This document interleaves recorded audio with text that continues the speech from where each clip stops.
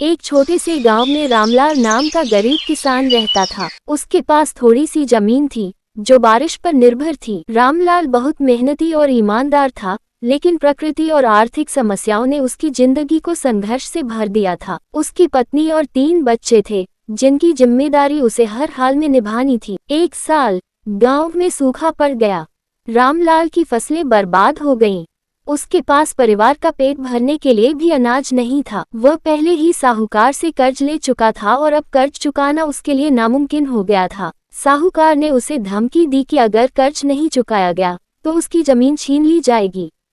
रामलाल बेहद चिंतित और हताश हो गया, लेकिन उसने हार मानने से इनकार कर दिया। रामलाल ने तय किया कि वह मजदूरी करेगा और अपने परिवार को भूख से बचाएगा। वह सुबह खेतों में मजदूरी करता और रात को अपने खेत की देखभाल करता। एक दिन गांव में एक कृषि अधिकारी आया जो किसानों को नई खेती की तकनीकों के बारे में बता रहा था। रामलाल ने उस अधिकारी से बात की और नई तकनीकों को अपनाने का निश्चय किया। अधिकारी ने उसे कम पानी में खेती करने के तरीके बताए और अच्छी गुणवत्ता वाले बीज भी दिए। रामलाल ने अपनी पूरी मेहनत और नई तकनीकों के साथ अगली फसल बोई। इस बार किस्मत ने भी उसका साथ दिया।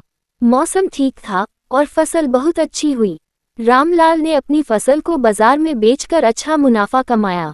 अब रामलाल ने सबसे पहले साहूकार का कर्ज चुकाया। इसके बाद उसने अपने परिवार के लिए अनाज और जरूरी सामान खरीदा। उसने अपनी जमीन की मरम्मत करवाई और कुछ पैसे बचत के लिए भी रखे। धीरे धीरे रामलाल की स्थिति बेहतर होने लगी।